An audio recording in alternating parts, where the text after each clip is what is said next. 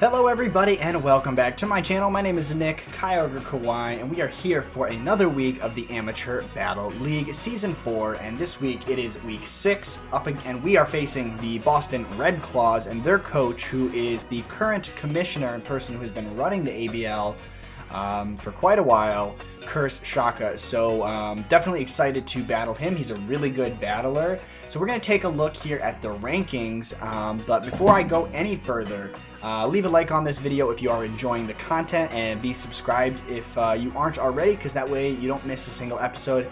Ring that little notification bell so you don't miss a thing.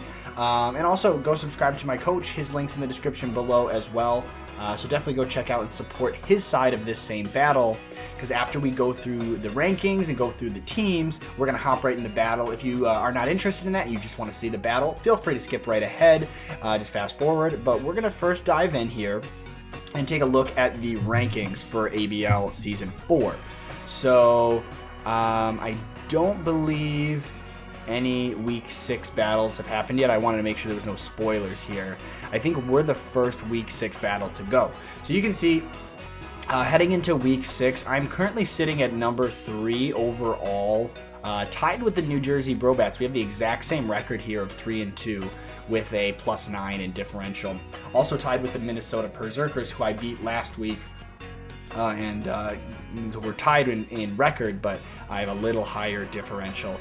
Curse is right now sitting at 2-3, but he was 2-0 in the beginning of the season, so he's definitely no one to slouch at. He's an opponent that you cannot go into a match unprepared for, or he will definitely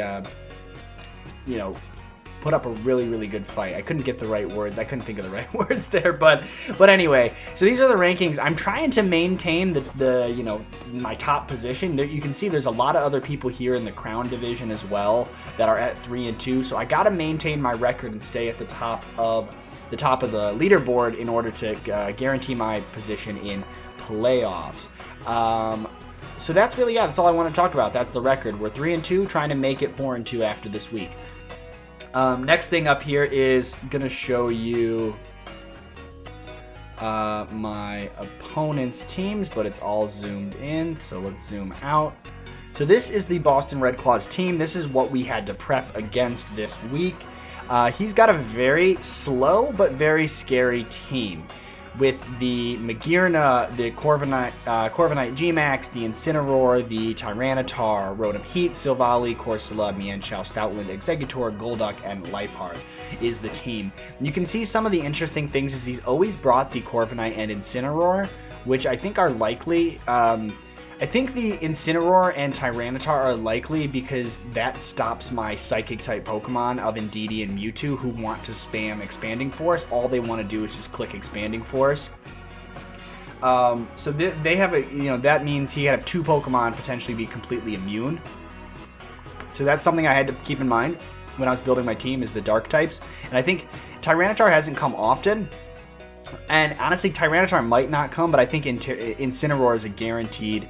I think, honestly, the first 3 Pokemon are guaranteed. Magearna and Corviknight really shut down my Grimsnarl, my Fairy-type Grimsnarl, and Incineroar shuts down my Psychic types pretty well. So I had to keep in mind that I think these first 3 Pokemon are for sure coming. Rotom Heat could also come, potentially, but I also have Mold Breaker Excadrill, so maybe he is too scared to bring that. I could also see him bringing Pokemon like Stoutland, because it gets its speed boost with the Sand being up, and it's almost guaranteed that Sand's going to go up between his Tyranitar and my Gigalith. Sand is definitely going to be going up. What I'm not sure if he's going to go for is like a fake out user like Mienshao or Liepard, because I do have Psychic Terrain, which blocks the priority. So really not sure what he might bring. He might just bring the first 6 Pokemon here, and Silvally and Mienshao and Liepard are the only things he has fast. My team has multiple Pokemon that are over speed 100, and really all of his Pokemon are like 60, 67, like in the 60s. Rotom Heat even gets outsped by Excadrill by 2 points. But his fastest Pokemon are the Silvally, the Mienshao, and Liepard. So one of those 3 for sure I think is coming to have some speed control, because I mean the other thing is that Corviknight likes going for max airstreams to boost its speed. So those were some of the things I wanted to keep in mind, were ways to deal with all those threats. So that being said, we're going to open up my Pokemon here, my team. You guys can see what I have. This first Pokemon here is going to be our Excadrill with Focus Sash. Our Excadrill is max speed, max attack here. I actually do need to make this thing Jolly Nature, because I don't want the Stoutland to outspeed me under Sand Rush. So I have to make sure I make it Jolly, which I meant to do. I'm glad, this is why I'm glad I'm going over my team with you guys in the video, because I need to make sure things are right here. So I can't see what's happening. I just need to, well, I'm gonna have to minimize this for a second, because I need to buy a Jolly Mint. Alright, and we are gonna get our speed corrected here. Newest first. Where is the Mint? Oh, did I already have one? H-I-J. Where's the Jolly Mint? I guess I might have already had one. Whoops! Mole person. Yep. Okay, I guess I didn't have one. I don't know, that was weird. Anyway, so now this should be Focus Sash Excadrill with max attack, max speed with Jolly, so I outspeed everything. Protect, high horsepower, Brick Break, Swords Dance. I wanted Brick Break so I have something that I can hit the Rotom and Corviknight for neutrally. I opted not to do Mold Breaker because I didn't want to get outsped by Stoutland under Sand Rush. So specifically to like be faster than things like the Mienshao and the Stoutland, I decided to stick with Sand Rush, which, because I have other ways to deal with Rotom. So Brick Break is a way to hit the Tyranitar and Incineroar super effectively, Corviknight neutrally, Magearna neutrally, and I have Swords Dance here to just boost up my attack quite a bit. And then next up, Mew 3, Life Orb Mewtwo, with enough speed to outpace everything on his team, because nothing is closest to as fast as Mewtwo. That's all the speed I needed. The rest goes into maxing out special attack and speed. The move set for Mewtwo is Expanding Force, Aura Sphere, Nasty Plot, and Protect. Aura Sphere is to hit Tyranitar and hit the Dark types, which I can't hit otherwise. And Nasty Plot, I'm going to go for Follow Me Nasty Plot, because now I traded male Indeedee for female Indeedee because somebody dropped it and I was able to pick it up quick enough. So this here is Follow Me, Expanding Force, Dazzling Gleam again for Dark types, Protect. So almost the same move set as Mewtwo, but Follow Me instead of Nasty Plot, and Dazzling Gleam instead of Aura Sphere, because it doesn't get Aura Sphere, and Dazzling Gleam hits both targets, which is cool. So again, yeah, so the redirection of Follow Me plus Swords Dance on Excadrill plus Nasty Plot on Mewtwo, I have a lot of options to keep damage away from my sweepers while I set them up, and this Indeedee's stats here are max HP, max, and then the rest in speed, enough speed to outspeed everything that is slower than Indeedee, and then the rest in special attack so that I can do some good damage with its attacking moves. The rock here, Gigalith, is Body Press, Rock Slide, Gravity. So Gravity is the tech to hit the Corviknight. The the levitating Rotom. Gravity allows you to hit Pokemon that have Levitate or Flying with ground type moves. So Gravity here on this boy here allows me to hit those Pokemon super effectively when normally they'd be immune to those ground type attacks. So really cool, excited to use this. When I had Corviknight in Season 3 of ABL, Randy, who is no longer a coach of the ABL this season, but he was, again, back in Season 3, he used this tech, and I actually did, I didn't know what the move Gravity even did, so again, Levitate and Flying type Pokemon can be hit by ground type moves, so really, really cool tech, and it's very unique. Not a lot of Pokemon get that move. And he is max defense, like a little bit of Spadef, but mostly defense and HP. and a little bit of attack. So, actually, no, it's all defense and HP and a little bit of Spadef. With Sandstream ability, with the Aguav Berry to get some health back. We're not a minus special defense nature, so the berry won't confuse us. And then we have Shelob from Lord of the Rings, if you get that reference, the spider from that movie. Max speed, max special attack. Choice specs, Galvantula is making a return to the Lansing Leafeons. If you remember season 3 of ABL, this thing was literally on my team, choice specs, Galvantula, almost every week. But this is actually the first time I am bringing it this season. So this is Thunder, Volt Switch, Bug Buzz, and Giga Drain. Again, just a speedy attacker. Just for another way to deal with the Corviknight, I wanted to have this Bug Buzz choice specs. Bug Buzz also does a huge chunk to the dark types that I'm kind of worried about as well. So just to help patch up the team, and I kind of wanted to throw it as a wild card because Galvantula is a Pokemon I've not brought a single time this season. Hopefully Curse is not as prepared for it as he should be. Then we have Babiri Berry Grimsnarl. And Grimsnarl is a very, very unique Grimsnarl because it is special attacking with the speed as well, with Burning Jealousy, Nasty Plot, Dazzling Gleam, and Dark Pulse. So I have a really interesting strategy where I want to lead with the Grimsnarl in case he leads with the Corviknight, because if he boosts his speed or defense, which is very likely, like a max Steel Spike or a max Airstream is very likely from the Corviknight, Burning Jealousy burns the targets if they get a stat boost that turn.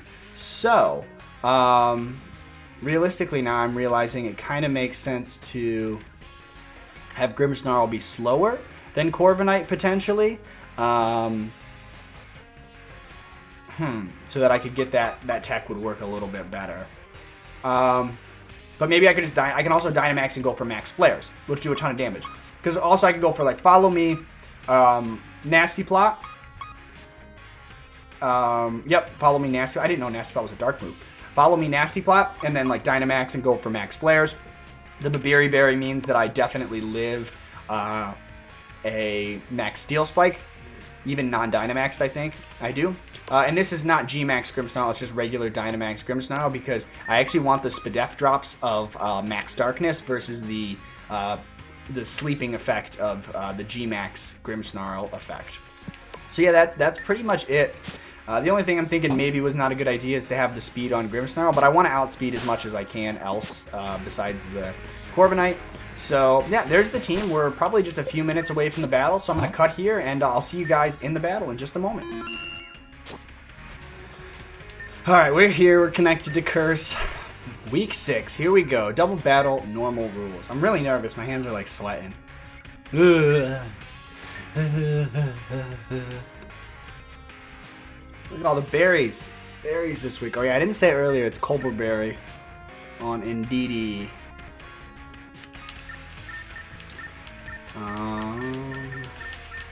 Champion.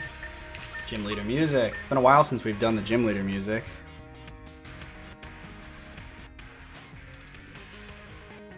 Okay. This team is not really what I expected. Okay, I'm happy. I'm honestly happy here with the Golduck. Okay. What's going to lead? What's going to be the lead?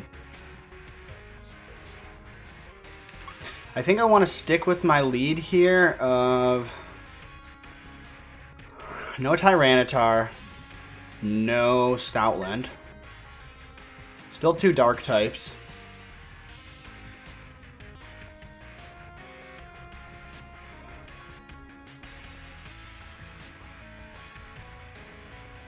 I feel like Indeedee plus Galvantula seems pretty good here, honestly.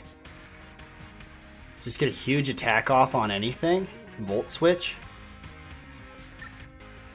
Or do we want to just go try to break through with our Dynamax? I kind of want to go for it. I'm just going to go for it. We're going for it. We are sending it. We're going with the Indeedee plus the Grimmsnarl here. So this could be interesting. This could Could be good, could be bad. But let's try to do our best. All right, Corviknight Leopard. I kind of like this, honestly.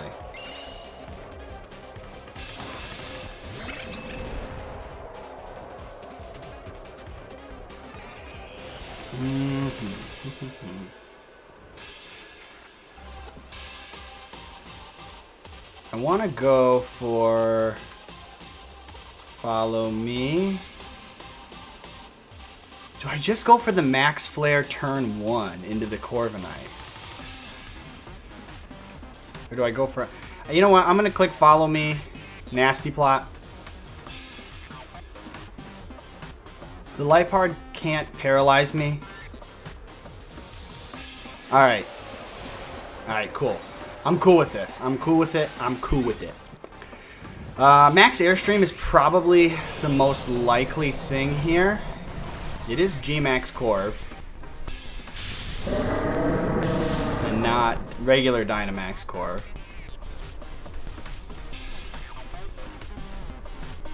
Follow Me.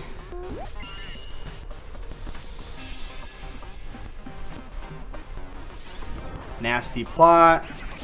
I was for a second like worried that I was gonna like not be able to go for that move. U-turn. U-turn's gonna do a lot of damage. I didn't think about that. I have the Colbur Berry for dark type moves, but not anything. So Incineroar can come out, that's fine. Intimidate doesn't matter to me because I'm special. That's fine. That is totally cool with me. Intimidate me does not matter to me at all. Max Airstream. G-Max Wind Rage, but not Airstream, so it doesn't get the speed boost.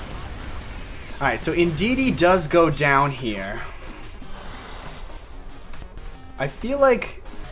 Okay, let's see what a Grimmsnarl at +2 does to Corviknight.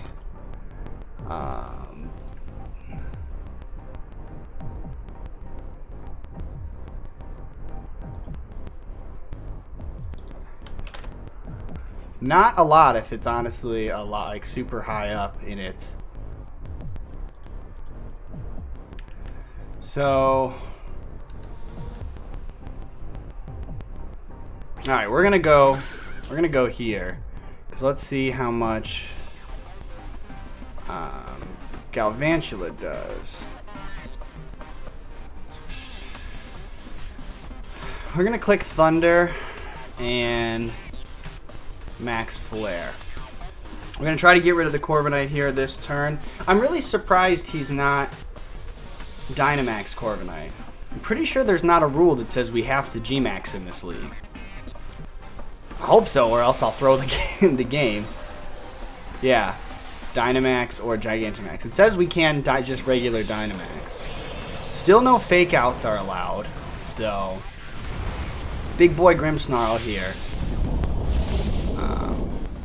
Luckily we have Dynamax Candy. U-turn, okay. Wow, that's a big U-turn. That could be like Choice Band. He doesn't have a Lightning Rod Pokemon, does he? Hopefully he doesn't have a Pokemon that absorbs my electric moves. But he has knocked out one of my Pokemon already, and he's done a big chunk here to Galvantula. So, definitely have to keep that in mind. Alright. We hit the Thunder. Policy, okay. So, Grimmsnarl should be faster. Grimmsnarl should be faster. Yeah, okay. Cool. +2 special attack, Max Flare. Alright, Magearna is gonna get a gonna get a boost. Magearna, not Dynamax. Level 50 from my... Yep, Soul Heart activates. It's gonna die to a Max Flare in the sun. And I don't die to a +1 Flash Cannon. because of the Berry. That's close though. It comes a little bit too close for comfort.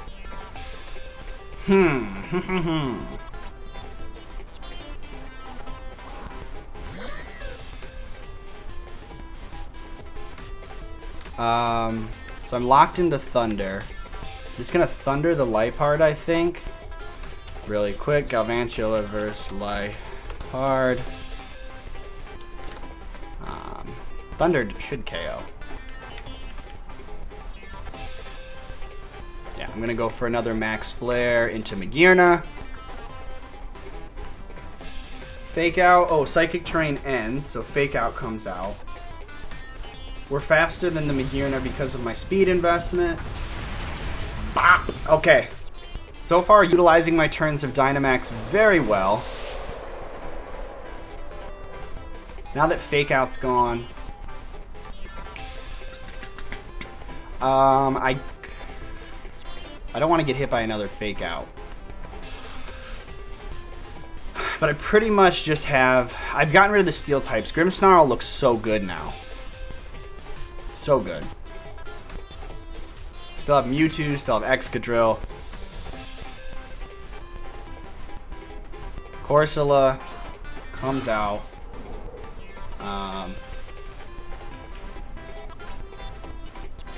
Same thing. I'm just going to click Thunder and Max Darkness into Corsola. That's going to lower the SPDEF of Liepard if it lives. Could be Focus Sash on Liepard. Nasty Plot Grimmsnarl was like something I kind of came up with last minute strategy-wise. But so far, it's going really well. We haven't missed the Thunder yet thanks to Compound Eyes. Choice Specs Thunder, Focus Sash. It is Focus Sash. Hung on with the Focus Sash. U-turn comes out into Grim.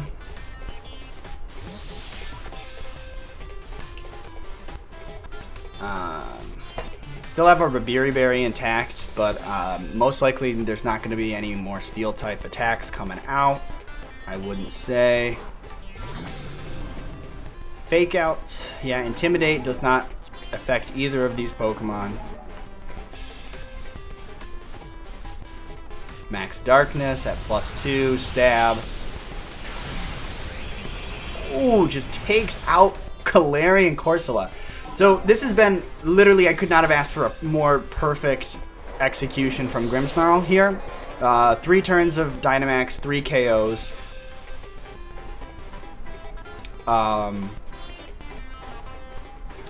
Galvantula into Incineroar, defensive pivot. Double Fake Out could happen this turn. Or like Fake Out Flare Blitz.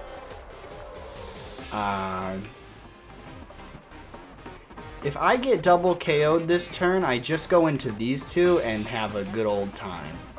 The last Pokemon in the back is Golduck, so I actually think this turn I want to switch you out into Gigalith, because Gigalith is not as important anymore. And then I just click Dazzling Gleam. I could get faked out here by the Incineroar, but I think more likely it's going to be Fake Out from Liepard and then like a Fire type move in there to try to get rid of the Galvantula, because I think he's going to realize he needs to get rid of Galvantula in order to do something with the Golduck in the back. Knockoff actually comes out into that thing and U-turn. Okay, I'm cool with this. I'm cool with it.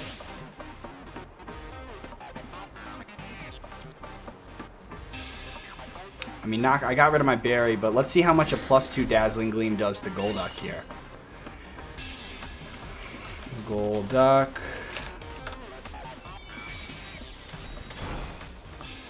Dang, that picks up an Oko on Incineroar. Dude, Grimmsnarl is a beast.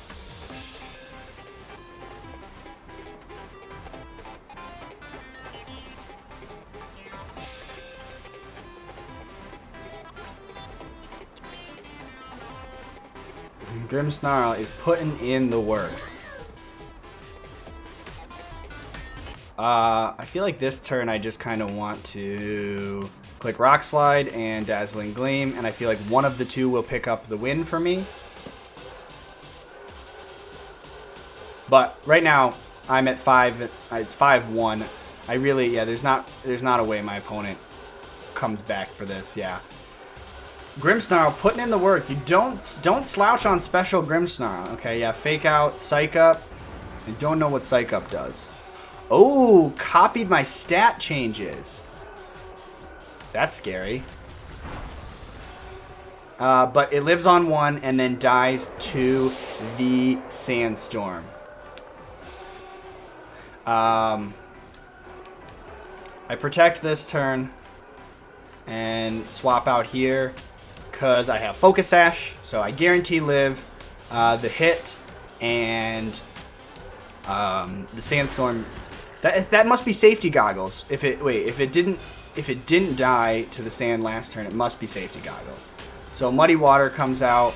Yes, that will hurt, but I have Focus Sash, so I live the hit, and I should be faster next turn thanks to Sand Rush, Focus Sash, and then I should just be able to, yeah, because Sandstorm won't pick up the KO here. Oh, it was Life Orb. Life Orb KO'd itself. Okay, either way, I would have gone for a Brick Break there for the final turn, but, I mean, GG to Curse. I'm curious to see what, I mean, that Psych Up strategy would have been really nasty, but I think, yeah, he just didn't have an answer for that special Grimmsnarl, and I think it was unexpected, and that was the idea, is to bring something unexpected.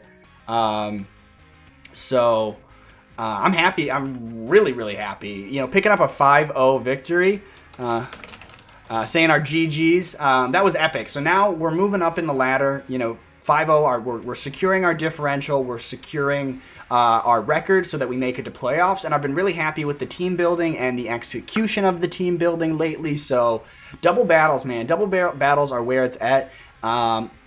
My mentality for Pokemon battling has definitely shifted a lot more from single battles to double battles. It's just personally what I enjoy more so far than singles. I've never been great at single battles, I think, in the past, and I finally feel like I'm decent at double battles, so I want to keep this streak going. I want to hopefully, you know, we'll see how we do the rest of this season of ABL. We're going for the championship. I didn't do so well in playoffs last season, so my goal for this season is just to do. I always look to improve. I didn't make it past round 1 of playoffs season 3, so now I'm looking to make it past round 1. That is, if I get past round 1, if I get to round 2 of playoffs this season, I will be extremely happy. And that's just my goal for right now. But if we could take it all the way to the championship, I'd be extremely ecstatic. But yeah, that's all for this video. Hopefully you guys enjoyed. Leave a like and a comment down below, and I will see you all next week for another ABL Season 4 battle. Peace out.